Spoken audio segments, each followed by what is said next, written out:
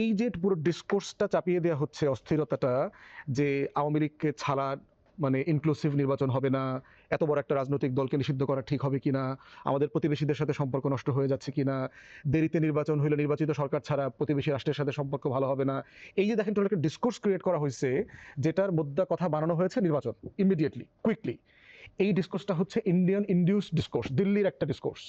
এবং এই দিল্লির ন্যারেটিভের সাথে আমাদের সামরিক বেসামরিক কিছু আমলারা যেমন জড়িয়ে গেছেন, আমাদের রাজনৈতিক দলের নেতারা জড়িয়ে গেছেন, এবং কিছু সুবিধাবাদী বুদ্ধিজীবীরাও এর ভিতরে জড়াইছেন। ড্যাঞ্জারটা কোথায় দেখেন, যে এই ডিসকোর্সটার ড্যাঞ্জার হচ্ছে সে ইমিডিয়েটলি কি করতে চায়, তিনটা জিনিস সে অ্যাচিভ করতে চায়। সে হচ্ছে প্রতিনিয়ত ইউনূস সরকারকে আন্ডারমাইন করতে চায়। সে বলতে চায় যে এটা অনির্বাচিত, তার ম্যান্ডেট নাই, সে যাচ্ছে তাই করতেছে, সে প্রচন্ড রকম ব্যর্থ। দেখবেন যারা ইউনূস সরকারের গত 10 মাসের সবচেয়ে বেশি বেনিফিশিয়ারি, তারাই দেখবেন প্রতিদিন বলছে যে এই সরকারের কোনো সফলতা নাই, সফলভাবে ইউনূস ব্যর্থ হয়েছেন। এই কথাটা বারবার বলে, কন্টিনিউ মিছিল মিটিং করে হুমকি দিচ্ছে, শহরের ভিতরে কেওয়াজ তৈরি করছে। কিন্তু তারা গত 10 মাসে কি কেউ ডিবি অফিসে গেছে, রিমান্ডের শিকার হয়েছে, মিথ্যা মামলা শিকার হয়েছে? তাদের হাজার হাজার মামলা উইথড্র হয়ে চলে আসছে না? তাহলে এই যে সফলতাগুলো সে দেখতে পাচ্ছে না, আজকে আমি ঘুমানোর সময় কি চিন্তা করি যে আমাকে ডিবি এসে ধরে নিয়ে যাবে, ডিজে ফাইনেসাই ধরে নিয়ে যাবে, আমাকে শুট করবে, এক্সট্রা জুডিশিয়াল কিলিং এর শিকার হবো, আমাকে আমাকে কি আমার পরিবারকে, আমাকে না পেলে পরিবারকে উঠায় নিয়ে যাবে, এটা শুধু আমাকে করতে হচ্ছে না। তাহলে একটা একটা ট্রান্সফরমেশনের জায়গায় দেখতে হবে যে কারা কারা এই ডিসকোর্সকে হেল্প করছে বাংলাদেশের স্বার্থের বিপক্ষে। এবং দেখেন, আপনি ইন্ডিয়ান গণমাধ্যমে লেখা পড়েন, ইন্ডিয়ান বুদ্ধিজীবীদের লেখা পড়েন, ইন্ডিয়ান পলিটিশিয়ানদের লেখা পড়েন, বক্তব্য শোনেন, ইন্ডিয়ান সেনাপ্রধানের বক্তব্য দেখবেন, আমাদের রাজনৈতিক দলের নেতারা, আমাদের সামরিক বেসামরিক আমলারা একই ভাষায় কথা বলছে, একই শব্দে কথা বলছে। আমাদের দায়িত্বশীল লোকদেরকে তারা কাউকে ভিলেন বানাচ্ছে, কাউকে শত্রু বানাচ্ছে, কাউকে বন্ধু বানাচ্ছে।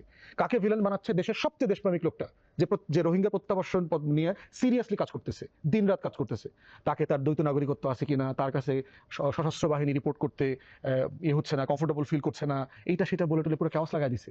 একটা জিনিস ঘটে নাই, এই করিডোর দিয়ে দিছে, চিটাগং পোর্ট বেচে দিছে। এবং পুরো জিনিসটা দেখবেন ইন্ডিয়ান মিডিয়ার সাথে মিলাই পড়লে দেখবেন যে পুরো ইন্ডিউসড মিডিয়া, যেটা আমরা আওয়ামী লীগের সময় কিন্তু দেখেছি। তারা দ্বিতীয় যেটা চায়, যে কোনো মূল্যে আওয়ামী লীগ নির্বাসিত হোক, রাজনীতিতে পুনর্বাসিত হোক, 30টা সিট হোক, 50টা সিট হোক, এই ডিলের আলোচনা চলছে।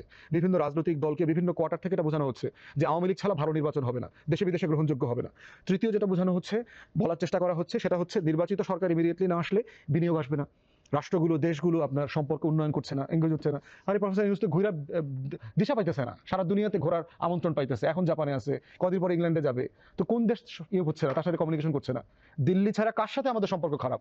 তো এই দেখতে হবে যে আমি নির্বাচন চাই, কিন্তু যেই বিয়ের দাওয়াত আপনি আমাকে দিয়ে দিচ্ছেন, সেটা নিয়ে প্রত্যেক দিন ভাই সকালে আসবো, 8টায় আসবো, 8:15 আসবো, কি খাওয়াবেন? যমুনার মাছ দিবেন, না গরু গোস্ত খাওয়াবেন, না হাঁসের গোস্ত খাওয়াবেন? এখনই বলেন, লিখিত বলেন, মুখে বললে হবে না। মানে আপনি তো একটা গিভেন জিনিসকে যখন প্রচন্ড প্রেশার দিবেন, এটার কনসিকুয়েন্স কিন্তু আপনাকে বিয়ার করতে হবে।